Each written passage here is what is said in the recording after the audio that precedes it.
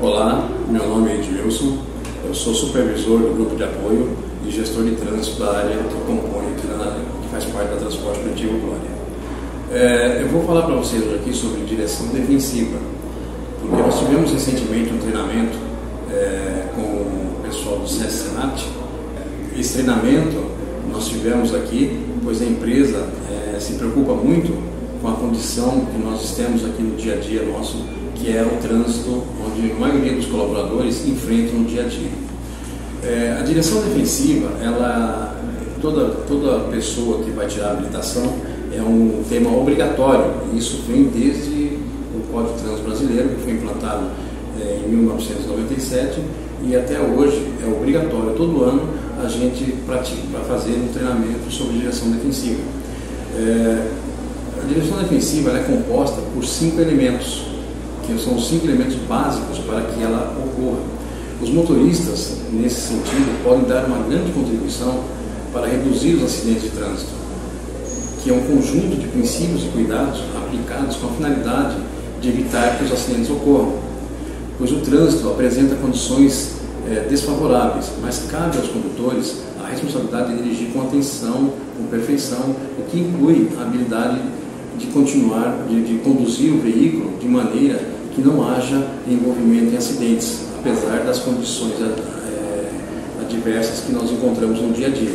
A direção defensiva, portanto, é aquela condição do motorista ao realizar manobras, conversões, ultrapassagens, frenagens, paradas, nos cruzamentos, cuidar muito da parte dos pedestres, porque o pedestre também faz parte do trânsito. É a parte mais fraca, mais frágil, mas veja, nós, antes de sermos motoristas, nós somos pedestres. Então nós temos que ter essa conscientização e esse comportamento para que nunca aconteçam os acidentes, que acaba tirando muitas vidas e mutilando muitas pessoas. Então, continuando a falar para vocês aqui, os 5 elementos da direção defensiva. O primeiro deles é o conhecimento.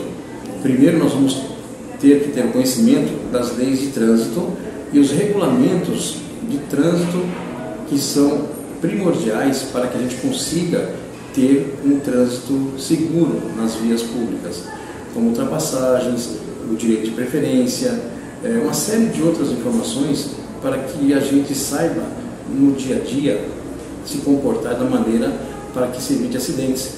Nós temos que ter um conhecimento básico do nosso veículo, um conhecimento da via que nós vamos transitar, do itinerário que nós vamos percorrer. Não basta simplesmente pegar o seu carro e sair correndo sem saber para onde vai, sem saber o que fazer. Isso é muito importante que nós tenhamos esse conhecimento. O segundo elemento da direção defensiva é a atenção.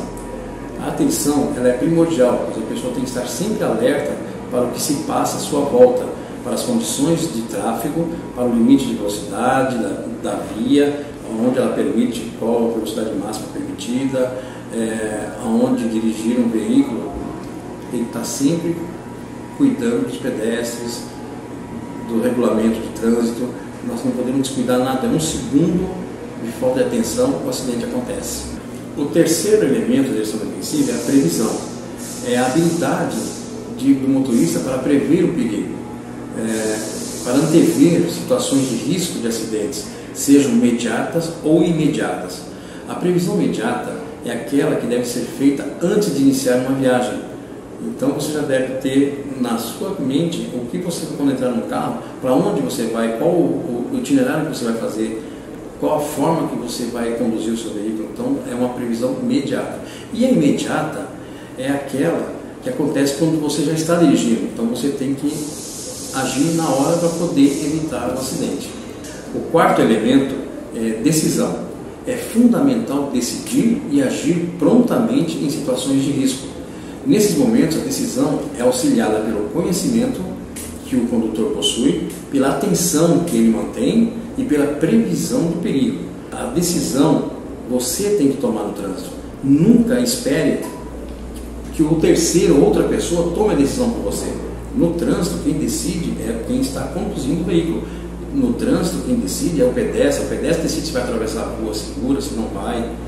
Nós temos que ter muita atenção, praticando decisão, tendo conhecimento, tendo a previsão para que a gente consiga chegar no quinto elemento da direção defensiva, que é a habilidade. A habilidade é saber exatamente qual a melhor maneira de parar, de dar marcha ré, de fazer conversões, de cruzar uma via, de saber o quanto o nosso veículo pode estar de acordo com o regulamento. Porque, veja, a habilidade é uma coisa que sem você ter, você não consegue adquirir a habilitação. Pois a habilitação, ela é uma permissão para dirigir. Nós não temos o direito, não é um direito de todo cidadão tirar a carteira nacional de habilitação. Nós temos que provar a habilidade para poder adquirir a permissão para dirigir. Um exemplo que vou citar aqui para vocês das imprudências, da maneira como nossas vidas são tiradas bruscamente nos acidentes. Eu perdi meu pai com 13 anos de idade num acidente de trânsito. E isso mudou completamente a minha vida, do meu irmão e da minha mãe. E uma imprudência de uma pessoa acabou batendo no carro dele e tirou a vida dele precocemente. Então, quantas famílias têm essa situação em sua vida? Quantas famílias perderam um ente querido num acidente de trânsito? Ou vão perder ainda por falta de consciência, por negligência de alguns condutores?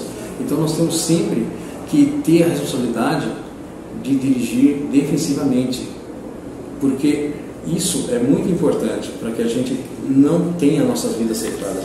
Por isso que eu sempre digo,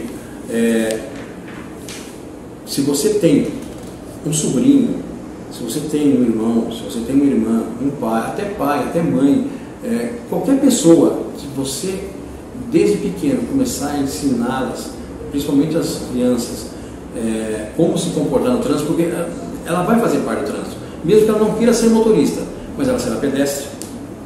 Ela não tem como ser, ela vai crescer e ela vai se comportar, vai ter que enfrentar o trânsito. Então nós temos que ensiná-las desde pequeno a como se comportar, para que não tenham um monte de vidas ceifadas e que não fiquem mutiladas por acidentes de trânsito.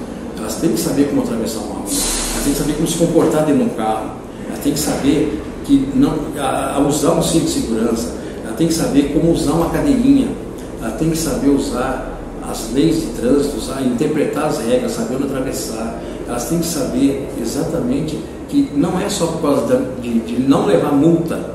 Multa é o valor, mas nós temos que ter a consciência de usar isso para não nos machucar, para não nos sofrer nos acidentes, para que isso mutile muitas pessoas. Então, veja, como cidadão do trânsito, nós temos direitos e deveres, mas nem sempre esses direitos são respeitados. Na realidade, todos nós negligenciamos um pouco as leis e normas de trânsito, mas nós temos que ter, volto a frisar, um comportamento, uma conscientização de que o trânsito é perigoso. Não podemos andar sem cinto de segurança, não podemos utilizar o celular. Tem uma frase muito interessante: adote uma postura e um comportamento de segurança no trânsito. Mas isso cabe a cada um.